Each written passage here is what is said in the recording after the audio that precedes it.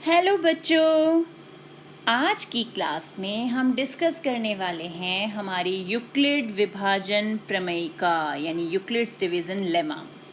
तो यूक्लिड विभाजन प्रमेयिका हमें क्या बताती है? ये बताती है कि अगर हमारे पास दो धनात्मक पूर्णांक हैं यानी पॉजिटिव नंबर्स हैं हमारे पास a एंड b, तो ऐसी अद्वितीय पूर्ण संख्याएं भी संभव है जो a बराबर बी क्यू प्लस आर यानी ज़ीरो जो है वो r हमारा है ज़ीरो और b के बीच में, जहाँ पर r is greater than equal to zero but less than b, कि r जो है वो ज़ीरो से बड़ा है या उसके बराबर होगा लेकिन b से छोटा होगा। अब इस कथन का मतलब क्या है? इस कथन का अर्थ है जैसे हम एक नंबर को डिवाइड करें, हम भाग कर रहे हैं 7 को 3 से, तो जब हम 7 को 3 से भाग करेंगे तो 3 दूनी 6 और यहाँ हमारे पास एक शेष बच जाएगा जिसे हम रिमाइंडर कहते हैं। तो ये है हमारा r और ये जिससे हमने भाग किया ये होता है हमारा भाजक, और ये जो भाग होता है जिसको हम भाग करते हैं वो होता है भाज्य, और भाग करके जो फल मिलता है यानी जो उत्तर मिलता है वो होता है हमारा भागफल।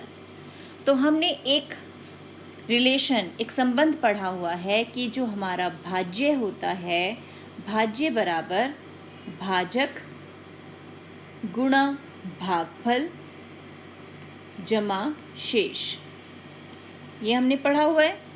तो उसी हिसाब से अगर भाज्य हमारा यहाँ पे क्या है 7, भाजक है 3, भागफल है 2 जमा 1, यानी 3 दूनी 6 और 1 7, दोनों हमारे पक्ष बराबर हो गए।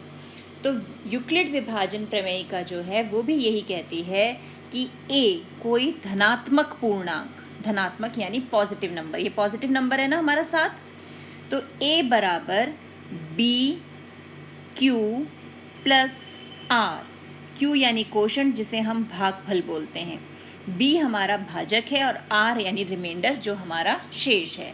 और ये जो r का मान है ना, r का मान हमेशा क्या हो सकता है, हमारा शेष 0 आ सकता है, तो 0 के बराबर हो सकता है r। शेष जो है हमारा 1 2 3 4 कुछ भी हो सकता है, यानी 0 के बराबर भी हो सकता है और 0 से बड़ा भी हो सकता है, रिमाइंडर यानी शेष फल जो है, लेकिन ये हमेशा भाजक से कम होगा। भाजक कौन है हमारा?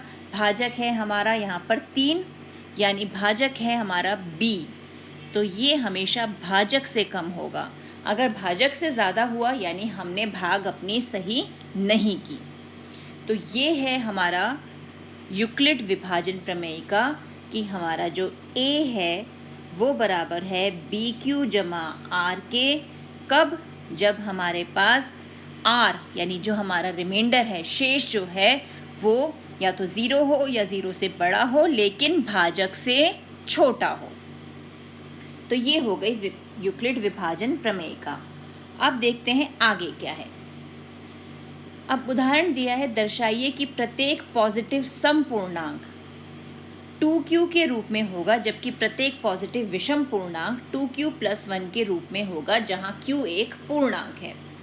अब सम और विषम ये तो बचपन से ही हम सीखते आ रहे हैं। सम संख्याएं कौन सी होती हैं? सम संख्याएं वो होती हैं जो 2 से पूरी पूरी भाग हो जाती हैं, यानी जिसमें हमारा शेषफल 0 होता है, वो पूरी 2 से भाग हो जाती हैं।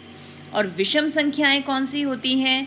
जो 2 से भाग नहीं होती। याद आया?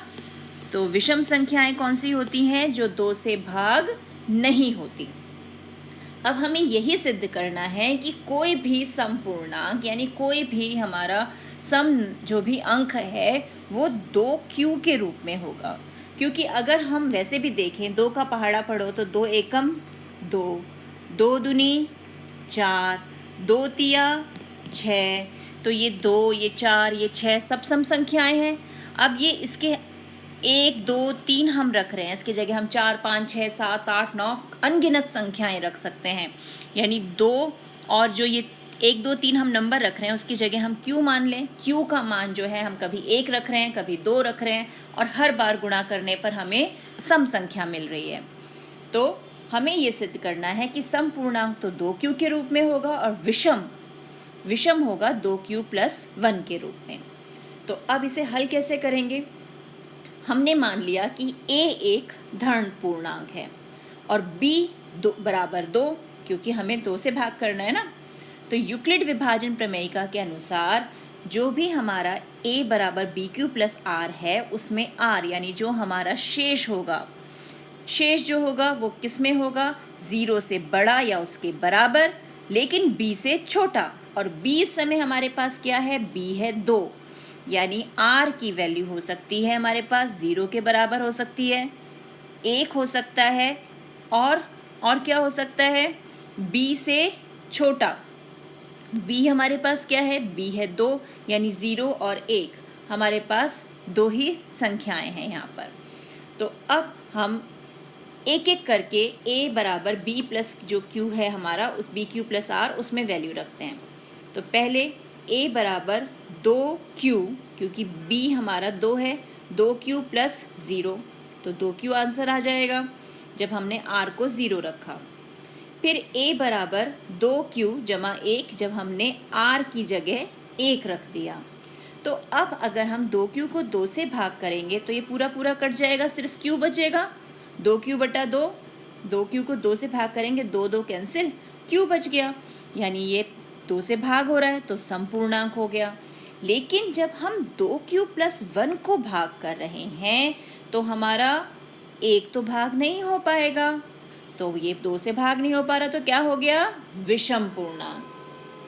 और अगर हम r को 2 रख देते हैं, यानी 2q प्लस 2, तो क्या होगा? 2 कॉमन निकाल लेते हैं, अंदर बचेगा प्लस 1, 2 से 2 फिर कैंसिल, यानी ये 2 से भाग हो रहा है, तो फिर हमें एक समपूर्णांक मिल जाएगा। तो अब हमें यहाँ पे दिख रहा है कि 2q के रूप में होगा तो सम संख्या है, लेकिन 2q जमा 1 होते ही वो विषम संख्या हो जाएगी। तो यही हमें सिद्ध करना था। तो हमने ये सिद्ध कर दिया कि यदि a बराबर 2q है या 2q प्लस 2 है तो हमें एक धनात्मक समपूर्णांक मिल रहा है, लेकिन अगर a बराबर 2q प्लस 1 है तो a एक धनात्मक विषम पूर्णांक यानी विषम संख्या हो गए। तो ये हो गए हमारे हल। अब इसी प्रकार से हमें क्या करना है? धनात्मक विषम पूर्णांक से सिद्ध करना है कि कोई धनात्मक विषम पूर्णांक 6q जमा 1 जमा 6q जमा 3 6q जमा 5 के रूप में हो सकता है, जहाँ q एक पूर्णांक है।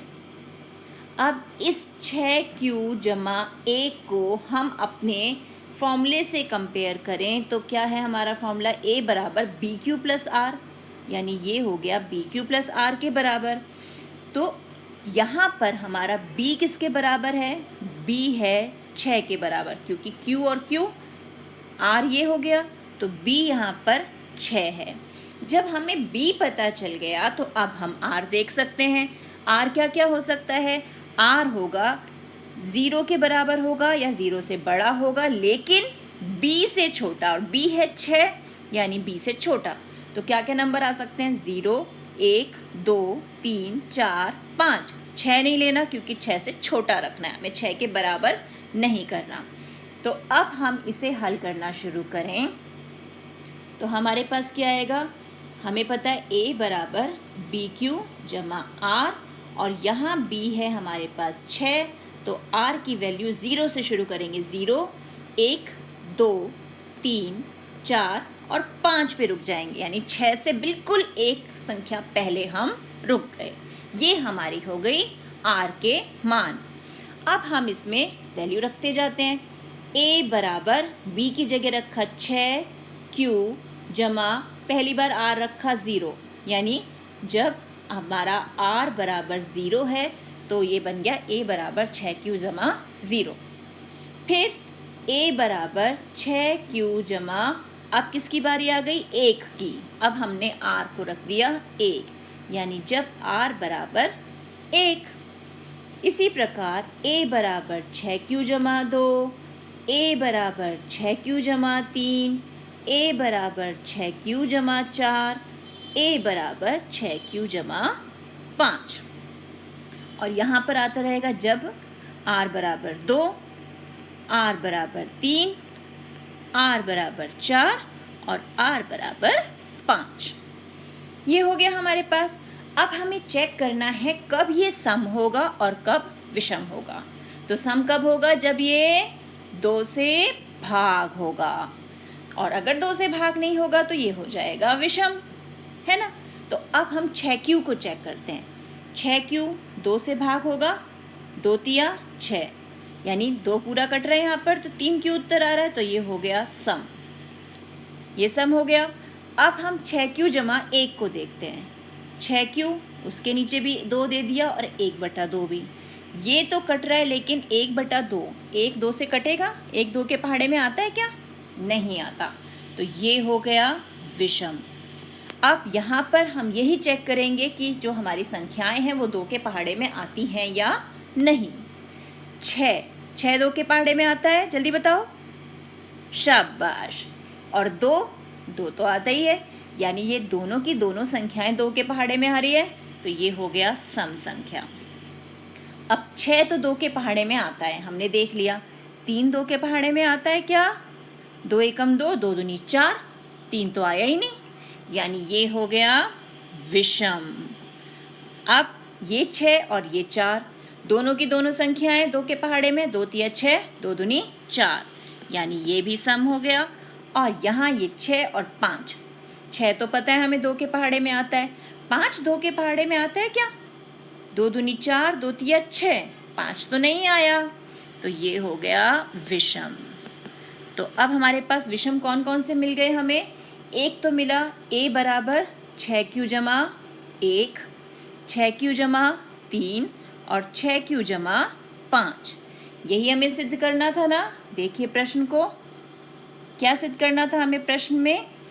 कि कोई धनात्मक विषम पूर्णांक 6q जमा 1, 6q जमा 3, 6q जमा 5 के रूप में हो सकता है। हमें यहाँ विषम पूर्णांक देखने थे, तो हमने देखा ये सब विषम ही हैं। तो इस प्रकार ये प्रश्न हमें हल करने हैं। अब हम आगे करेंगे यूक्लिड विभाजन एल्गोरिथम। बहुत मज़ेदार है, बस ध्यान से देखते जाना कि इसे हल कैसे करते हैं। तो अब यहाँ पर अगर हमें HCF यानी महत्तम समापवर्त्य, इसे महत्तम समापवर्त्य भी बोलते हैं। HCF का मतलब है हाईएस्ट कॉमन फैक्टर, यानी सबसे बड़ा कॉमन उभयनिष्ठ फैक्टर गुणनखंड। सबसे बड़ा उभयनिष्ठ गुणनखंड हमें निकालना है 455 और 42 का, यानी एक ऐसा नंबर, सबसे बड़ा नंबर निकालना है जिससे 455 भी भाग हो जाए पूरा पूरा, शेष 0 हो जाए, और 42 भी भाग हो जाए पूरा पूरा, शेष 0 हो जाए। तो इसको हम करते कैसे हैं ये आप ध्यान से देखना। तो अब यहाँ पर हम 455 और 42 का HCF निकालेंगे, हाईएस्ट कॉमन फैक्टर 455, और किसका निकालना है? 42 का। तो इसका तरीका क्या है बेटा? हम करेंगे लंबी भाग विधि का प्रयोग। 455 और ये लिया हमने 42। तो अब सबसे पहले हमने 2 अंक ले लिए, 42 एकम 42, घटाया, यहाँ बचा 3 और यहाँ आ गया 5। अब 42 के पहाड़े में 35 आता है क्या? नहीं आता। तो 35 तो नहीं आता, तो इसके नंबर हो गए 0, और यहाँ पर आ गया हमारे पास 0 0। तो घटा के फिर क्या आ गया? 35। अब आगे और कोई संख्या उतारने के लिए है हमारे पास? नहीं। अब क्या करना है यहाँ पर, जिससे हमने पहले भाग किया था, यानी ये जो 42 है जो भाजक था, अब वो बन जाएगा भाज्य, यानी वो आ जाएगा यहाँ। पहले भाग कर रहा था, अब ये भाग होगा। अब 35 का पहाड़ा 42 के लिए एक ही बार जाएगा, क्योंकि 35 दूनी तो 70 हो जाता है, तो यहाँ आ गया 35। अब यहाँ पे हमें मिला 7, 12 में से 5 गए 7, है ना। अब आगे कोई संख्या है उतारने के लिए? नहीं। अब हमें क्या करना है? यहाँ पर हमने 35 से भाग किया ना इसे, अब इस 35 को उठाओ, यहाँ ले आओ, ये आ गया 35। अब ये भाग होगा, यानी भाजक से भाज्य बन गया। और 7 के पहाड़े में 35 आता है? आता है। 7 पंजे 35 और यहाँ घटाया तो शेष फल आ गया 0, यानी फाइनली हमारा उत्तर आ गया 0। तो वो लास्ट नंबर, वो लास्ट संख्या जो हमारे शेषफल को 0 बना रही है वो होता है हमारा HCF। और ये लास्ट संख्या हमें क्या मिली है? 7। 7 पंजे 35, यानी 7 से भाग करने पर हमें उत्तर 0 मिला। तो इनका HCF हो जाएगा 7। और इसे लिखने का तरीका क्या होता है?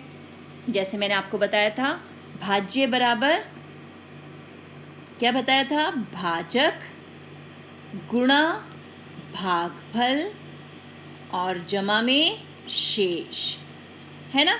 अब पहला स्टेप देखें, 455 हमारा भाजक है, भाज्य है सॉरी। तो 455 बराबर भाजक कौन है? 42, जिसने इसे भाग किया, भाजक भाग किया, गुणा भागफल यानी भाग करके उत्तर क्या आया था? 10, जमा शेष। तो यहाँ पर शेष क्या मिला था? हमें मिला था शेष 35। तो ये आ गया 35।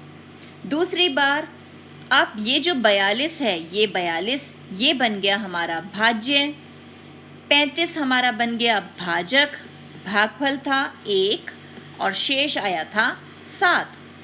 अब ये 35 आ गया यहाँ और भाजक कौन बन गया? हमारा 7 और कितनी बार पे गया? 5 पे और शेषफल आया 0।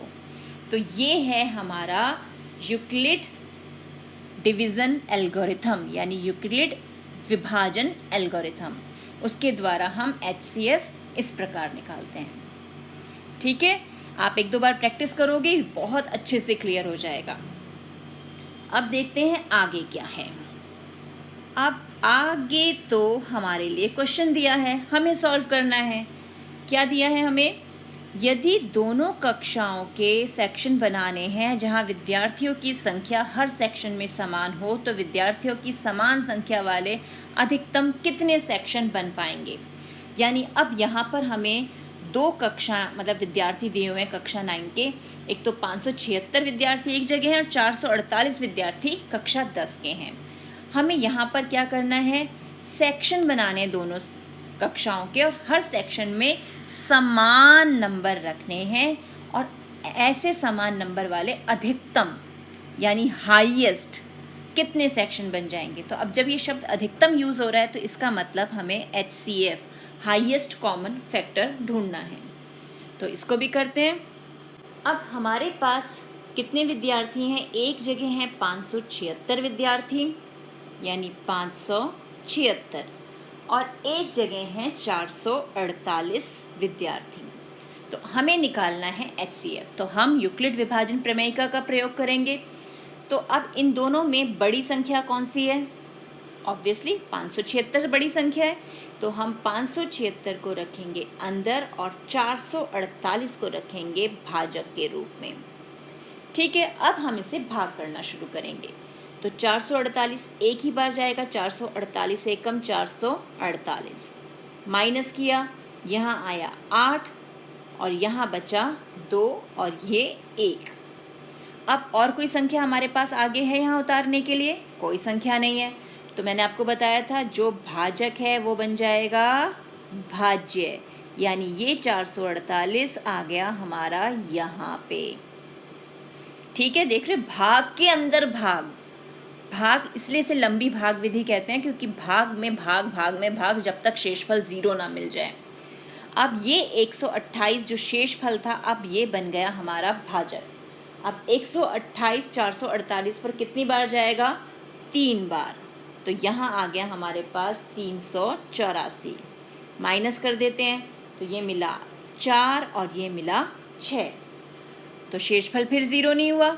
अब फिर क्या करना है? 128 ने भाग किया ना इसे, तो 128 को उठा के हम यहाँ ले आए और फिर दोबारा भाग किया, ये आ गया यहाँ पर 128। अब 64 के पहाड़े में 128 कब आ रहा है? 2 पर, यानी ये बन गया 128 और ये उत्तर आ गया यहाँ पर 0। यानी अब आगे भाग करने की ज़रूरत नहीं क्योंकि शेषफल जो है हमारे पास वो आ गया फाइनली 0। तो अब लास्ट नंबर जिसने इस शेषफल को 0 बनाया कौन सा भाजक है? वो किससे भाग किया हमने लास्ट में? जल्दी बताओ। 64 से, शाबाश। तो हमारा जो HCF है 576 और 448 का, वो क्या आ गया, 64। अब लिखने का तरीका आपको बताया था, भाज्य यानी 576 है सबसे पहले भाज्य, बराबर भाजक, भाजक यानी 448, भागफल क्या आया है 1, गुणा 1 जमा शेष क्या है 128। ये हो गया। अब की बार क्या होगा, 448 बन गया हमारा भाज्य, जो हमारा शेष था वो आ गया भाजक बन के, और कितनी बार पे गया था, 3 बार पे, तो 3 यहाँ जमा शेष क्या आया 64। अब 128 बन गया हमारा भाज्य, शेष जो था 64 वो बन गया भाजक, और कितनी बार गया 2, और लास्ट में शेष क्या बचा 0। तो ये बन गई हमारी यूक्लिड विभाजन प्रमेयिका, और उसके अनुसार उसका प्रयोग करके हमने HCF क्या निकाल लिया 64। यानी ऐसे हम 64 सेक्शन बना सकते हैं बराबर संख्या वाले बच्चों। तो इस प्रकार के और प्रश्नों का अभ्यास करना है। मिलते हैं एक और वीडियो में, तब तक keep practicing and enjoy maths.